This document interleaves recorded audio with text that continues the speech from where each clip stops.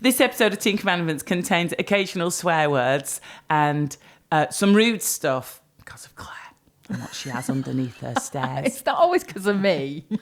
Hello, Claire Hamilton. Hello, Sara Cox. Welcome to Teen Commandments, the show where we try to make sense of the often wacky brains of our teenagers. Claire, hello. Hello, hello. How are you doing, my boo? I'm doing good. How are you? Very good, thank you. We had a great time at Camp Bestival, by the way, if you went. Thanks for coming along, guys. So much fun. We can't reveal what happened because what happened in the tent stays in the tent. But we did do our first live performance. And the reason why we're keeping it secret is because we want to do more. We absolutely do. And we will tell you. It was good, wasn't it? And we will tell you when they are coming up. A couple of things to clear up from that day at Camp Bestival. There was some confusion because we did give out some prizes. We had Lynx Africa for the boys and the teen boys and the men. And we had little smellies from Amazon for the girls and some of the mums. But mainly for the mums, we had little tiny vibrators. Yes. And the first woman who won, like, we were doing lots of silly games. And the first woman who won, I was like, on the mic, because there was loads of kids there. Yeah. We had to sort of slightly edit the show because there was loads of kids. It's a family festival, to be fair. They couldn't just park them outside. No. And they did all sit at the front, and they're really keen to join in. We were like, oh. Okay. Next time we'll have to get a big cage outside where they just put all the under 14s in there. So yeah, the first woman who won a prize, she's there with all her kids, and I was like, now then, madam, maybe when you get the prize, just pop it in your pocket, because it was just a little vibrator, and she won it, and she went woo with it in her hand above her head, waving it around. Get it in your pocket, love. So we would call people to the front to come and collect their prize if they told a particular good story or if they'd won a game. And one woman came to the front, and she was very excited, wasn't she? Yes. When she came up to collect her gift. Yeah, and we gave her the choice because I had two bags, didn't I? They were very glittery and nice, and one had the smellies in it and one had the vibrators. And she put her hand in the smelly bag and went, woo, and then held it close to her chest so no one could see it. And she got the wrong prize because I think she thought that she wanted. She got the wrong prize because I think she wanted the vibrator because she was very excited. She was like, oh, going to have fun with this tonight. Little did she know that she had £10 smellies off of Amazon. And I was trying to call her back, like, madam. And afterwards we realised that I should have stopped the whole show. You should have stopped the show because I was on stage wanging on doing something else, wasn't I? You'd gone to give the prizes. Next time we'll have to stop and, somebody will have to rugby tackle that person to the ground and say, so if you're listening, madam, do let us know. Tell us your story again, if just by chance you are now a listener. hello@teencommandments.co.uk. Tell us your story, and if it's the right story, then we will post out a little vibrator. We owe you a dildo. Write that down. We need some sort of logbook, don't we, for the dildos? But it was great fun. We're hoping to do some more live shows at some point. And and Claire, very nice to see you. Went out and had a bit of dinner last night, didn't we? We did, didn't we? It was very posh, very swanky. It was nice. So I get there, and you are there with a small Rosie. Yes. Very well behaved these days. And the night progresses, and we have one margarita, and they're so delicious. We have a second, which we didn't really need. Nice. In between the margaritas, I nipped to the loo. I come back, and you're like, the waiter's letting me taste the orange wine. I'm like, what? And he's brought you some orange wine, which was all the rage in East London for about 10 minutes a couple of years ago.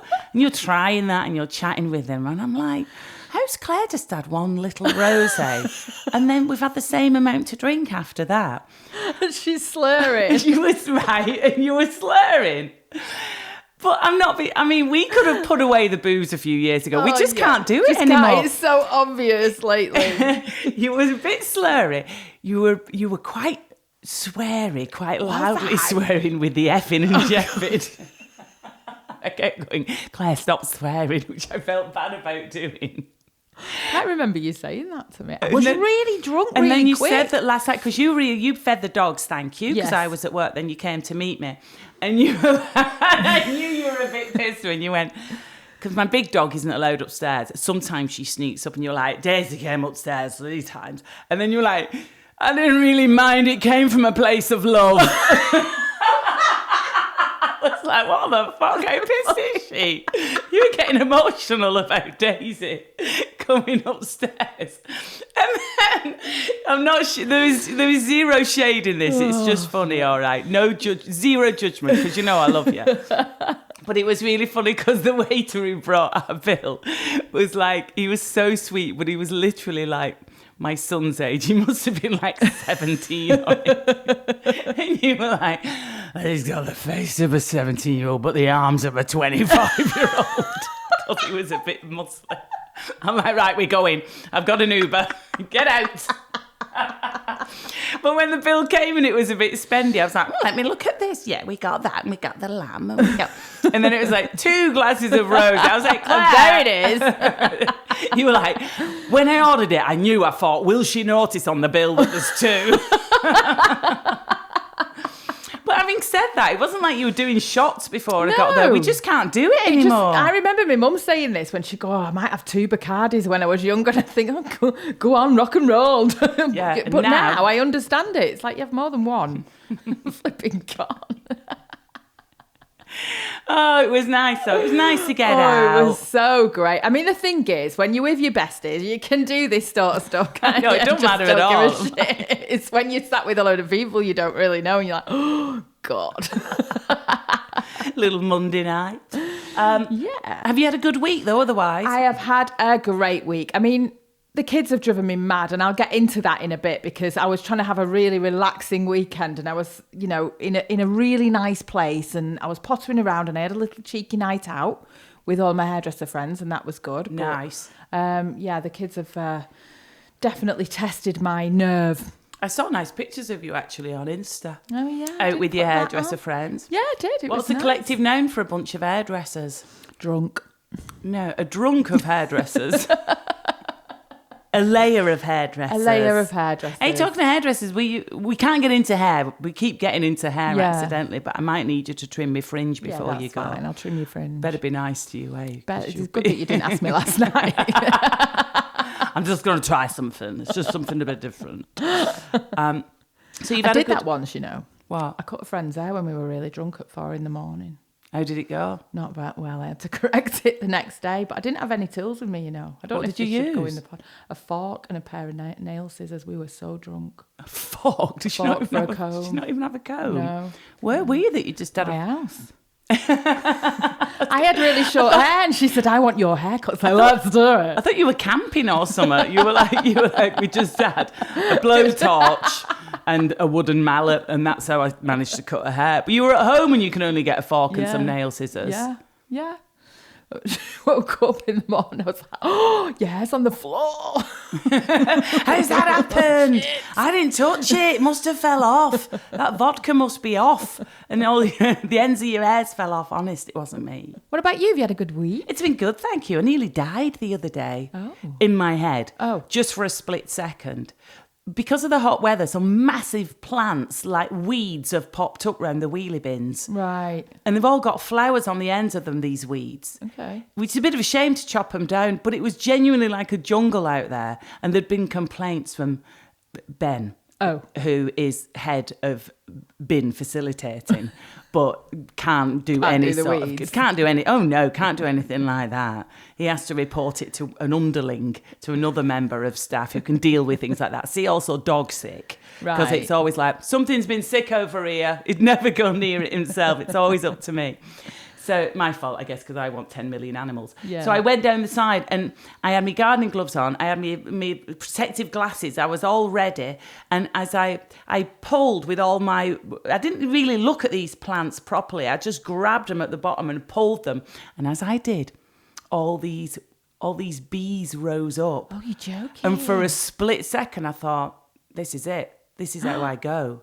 You know that mad split second in your head where do you do that? I do like a mini movie in my head where I'm like, this is it, like drama. This is I'm my like, moment. This is how I go now. I have disturbed a nest and they're going to swarm above me and then they're going to eat me alive. Eat you like... Or whatever bees do. And then I calmed down and I counted the bees and there was about 6. But it was still quite scary. It still freaked me out because I didn't know they were there at all. So then, anyway, I bundled it all into the bins and stuff, and I was out there for a good hour. So sweaty and disgusting, but it was done. It's been a done, week. And the bees are all right. A week of getting stuff done. The bees are fine. I've heard back from them. They've found another. Right. They've found another plan. Everything's okay. So that was it. But that moment of like, no, what have I done? Oh, it's fine. I do that quite a lot. I think I'm quite dramatic. Are you? Never know. A little bit later on, we are going to be talking about hiking and camping and the joys of teenagers being involved in that world. Claire, though, it's the time of year where people are getting ready to send their wee little babies off to university. I know. This is it's a big moment, isn't it, for a lot of families? It's huge. You've done this, haven't you? I've never done this, but you're a bit of an expert, but I guess it's heartbreaking in a way, is it? Well, I'm not an expert. I've done it once, and I guess it's not really. It wasn't really heartbreaking. No offense to my eldest, to Lola. It was because it felt like it was time. Okay. Darling, it's your time. It's time now. Yeah, because it's different, isn't it? Because for you, it was your eldest going to uni. It would be very different when it's your youngest, I guess, won't it? That's true. So I'm not being mean, but by the time Lola went to university, we were ready for her to go, and she was ready to go. Yeah. It was a bit like in Elf, when he's really big in the classroom. That lovely. It was like, it's time now. Get gone. Get gone. She did an extra year, you see. So we had a bit of a buffer, really, because she did an art foundation course. So she was home for an extra year, living at home after her A-levels. And then she went off to uni, by which time she was so ready. Because I feel like also it's weird when we took her to uni that day, Lola looked so much more grown up and so much more worldly than a lot of the other kids that were arriving. And I think it's because she'd had that extra year at home. And I think there's a bit of something about if you live in a big city. Yeah, maybe. Because she's just quite robust. She's been going on the tube forever, finding a way around the city. I think the septum piercing made her look a bit more grown up as well. And the slightly mad hair and her sort of slightly alternative style. Yeah. And she's kind of tall. She's kind of Amazonian Lola, isn't she? Very much so. She's got a booming figure and she's tall. And so she just looked like, amongst them, I mean, some of them arriving on that day, I did feel for them because they did look like babies. And I felt for the parents. But by the time it was ready for, Lola was ready to go. Yeah. She was sick of us. She needed a bit of independence. And we were sort of running out of patience with her making like a garlic and chickpea curry at 8 a.m. in the kitchen and making a complete tip of the place. We were like, go on, get gone. It's time. Do you think, though, that this is because she's your eldest? Maybe. And, Oh, yeah. I mean, when my little one goes. Yeah. I don't know. I think Ben's really dreading that. I feel... I don't know how I'll feel. I think it will be. I'm quite like, oh my God, we could just go off and have holidays and do. But, I know Ben's dreading it because I think he'll feel like he'll lose a bit of his purpose. Like, what's the point? What's the point? But that's why I'm always like, we need to make sure our marriage is good and that we do things together now so that when the kids go, we're not just like, oh, I've got to talk to you now. Yeah. So when we were taking Lola, there was a moment that Ben captured on camera which was the hug that I gave her as we were he's good at this, isn't he, Ben? As we were definitely leaving. It's like a little reportage photo. And I am clinging to her. Oh yeah. I'm like white knuckle hugging her. Right. Like, because then that's when it became really real, because until then I'd been quite gung ho. I'm gonna tear up. I know you are. The angle. No, it's the booth. Don't look at Daisy, you'll get emotional over that dog again. But when we got there, it was weird because I felt like pretty okay with it all, and we packed up our big Volvo and we got 2 streets away from our house, and she went, oh, my rice cooker! She'd forgotten a rice cooker. So for people who were sending theirs off to uni when you take them that day, I reckon you will go around the block. You should actually just drive around the block and just be like, right, have a think, have we definitely got everything? And we did have all the cliche, like the duvet and the potted plants and the cactus and stuff, and all different different things. Oh my God. Oh, this is really cute, actually. People will be going shopping now. Yes. For the stuff that the kids have got to take with them to uni. Right, okay. So they need knives and forks, just a little set of cutlery. Yeah. And we went to John Lewis, right? Right. And it had been emptied. We were way too late. We should have gone to IKEA or somewhere. All their everyday cheaper stuff was gone. It's all gone. So get yourselves to John Lewis if you've not been. Yeah, just do it now rather than like in a month or so, because there wasn't a wooden spoon to be had in the entire shop. Because obviously, and it was cute. You could see mums and dads and kids of like 18 all shopping for, getting the bits. And God, my son would be like, what's this for? What's this for? It'd be so scary sending the boys off. And you just think, I should have prepped them more. Yeah, this is a slotted spoon. There was all that going on. All the cheap stuff had gone. There was like designer wooden spoons for like 30 quid. We're like, no, we're not getting that. But it was cute. When we were taking all the stuff up to the halls of residence, you're going in and there's like 9 bedrooms. Right. Off of this corridor, and there's a kitchen, right? So prepare for this, parents, because the kitchen will be clean-ish the first time you go. Yes. Because the actual proper cleaners will have been in. And you have to go in and you have to choose like a cupboard for their spices and their tins or whatever. They've got a Bagsy cupboard. It is really cute. It is really cute. It's a really special day when you take them to uni. Yeah. It's really emotional and lovely. I was like, I don't know what's wrong with me. I'm always a bit like, I don't know, just practical and get a bit northern and a bit... Well, it's what Jackie did, isn't it, really? Off you go. Yeah, bye. Off you go. Off you go to South Korea, a place don't know anything about. She screeches off from Manchester Airport. I'm like, Mum, you could have stopped the car. I had to do a Dukes of Hazzard roly-poly out the moving metro. Austin Metro. Bye, Jackie. I think that's it. I'm just like, it's fine. You're gonna. And maybe I'm just trying to be confident so that it doesn't make them wobble. Like, you're gonna have a great time. Yeah. But when we got there, and like I say, Lola with her facial piercings and her eyeliner, she looked kind of great. Do you know what it might be? But some of them look like amoebas. I mean, they look so young. Look like real, and they look quite wide-eyed. And I wondered, and I just thought, I wonder if these are the kids who are just from the more provincial small towns and countryside, and then suddenly they're in Leeds, which is quite a big, bustling, exciting city.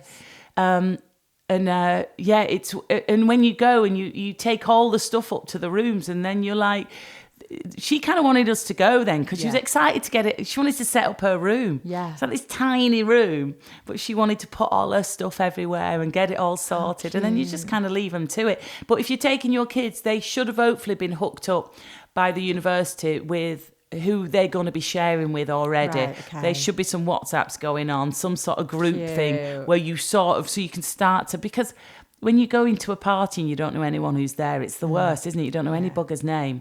And they will sort them out so they do get to know people. And there was a really nice woman there in like a little marquee outside of the Alza residence who was like taking names and saying hi and had a big badge on with her name and was like, any problems, come and find me.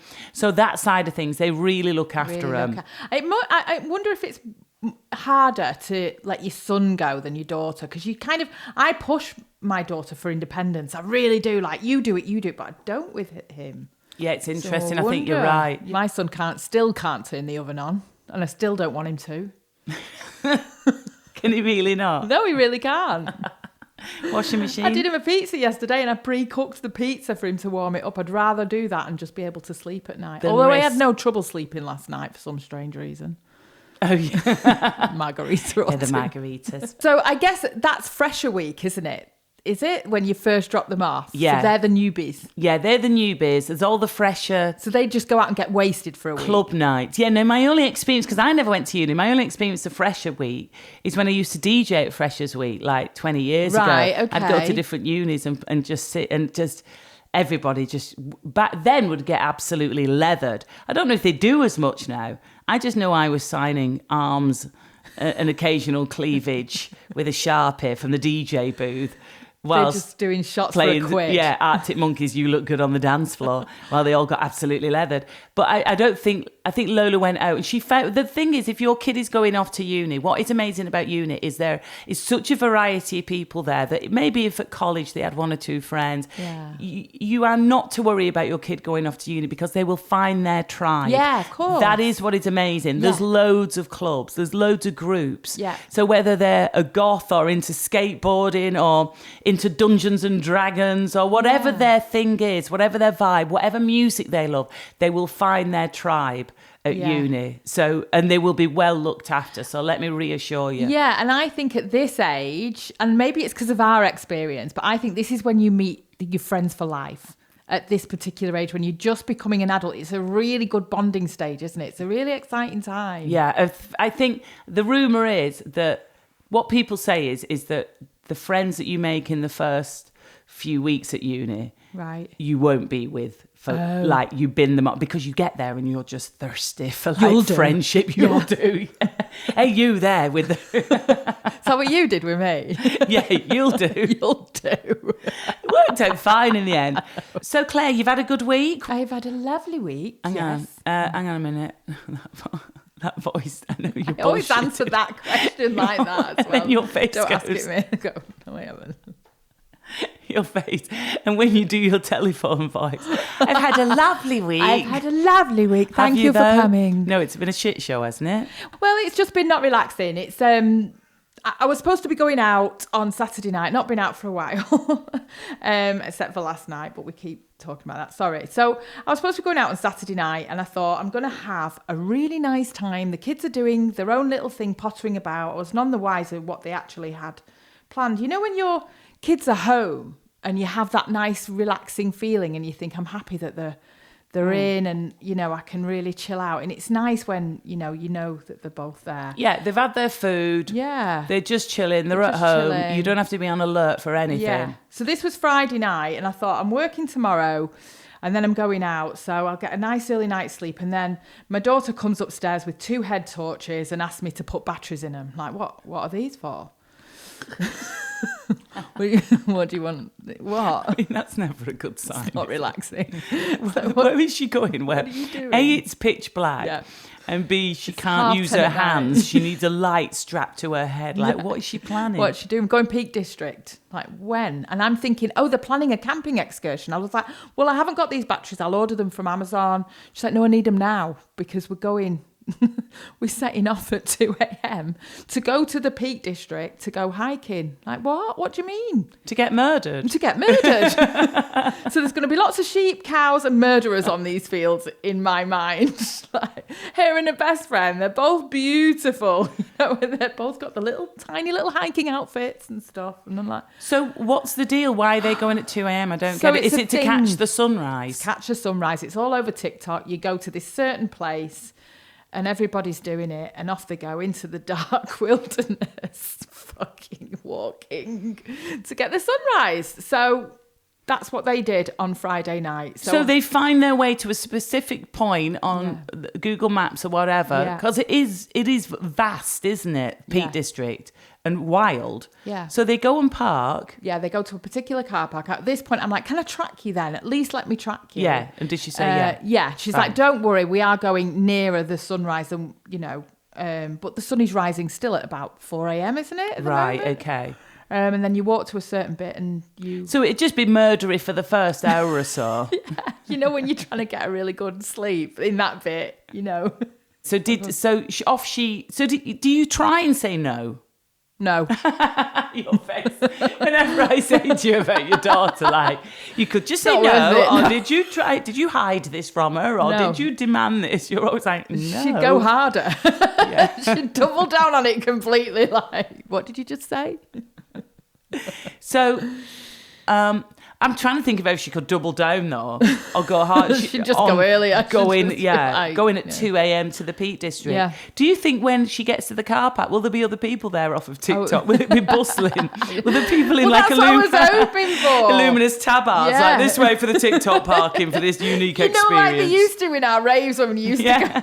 So off she goes, and she sends some pictures, and it looked amazing when the sun rises. And it's her and her mate. Her and her mate, and they come back and they're absolutely absolutely shattered. They were both at the door.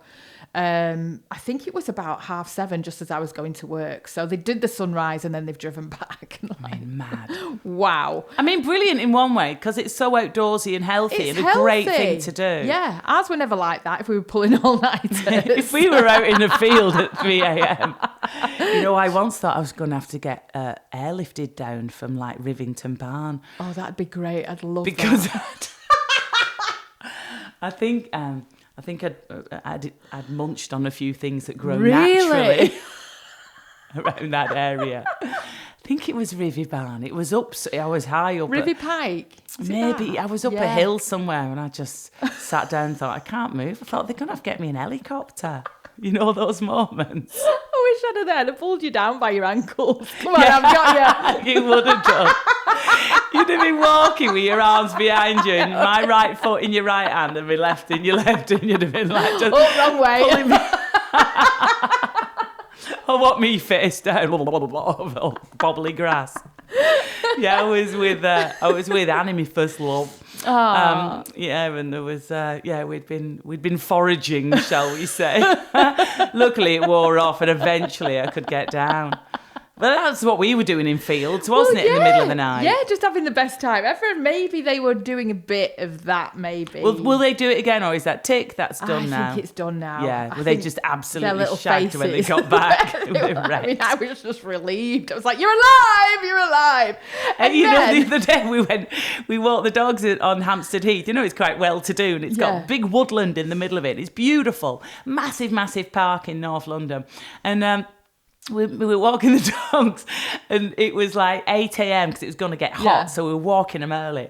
And we could hear this rave music coming from deep in the woodland bit, right? Brilliant. And Ben stopped like his old rave radar.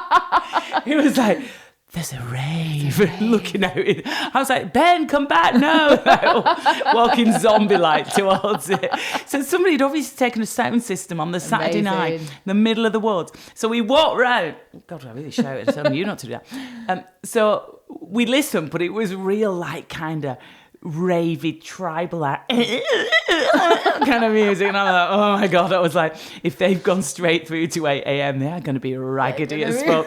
And at any point now, they've got to start facing up to the fact that they need to leave the woods and go home.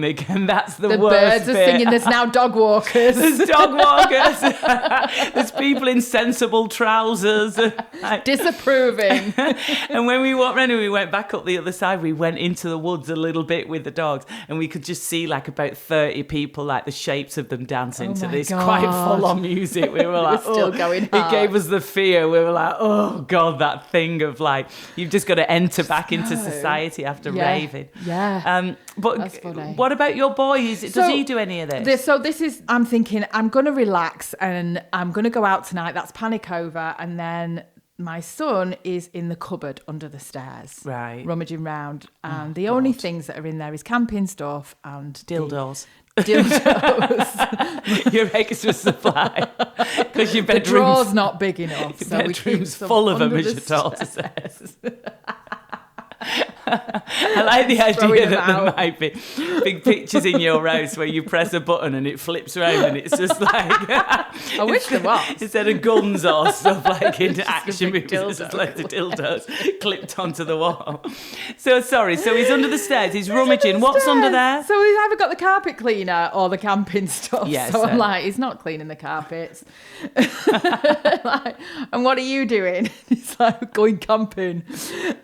Like, when? Tonight. Great. Not slept last night. Like, will you kids stop being so outdoorsy? Fuck's sake. And this is what they do. So this is boys, so it's different. And he was telling me all about it, and he was saying that his friends from Mai Tai, he does Mai Tai. So I've never heard of these guys before. One's called Chopper and Digger and whatever else he was saying. Are they from Bob the Builder? It's all I heard. And he said, it's all about the tide. I was like, what?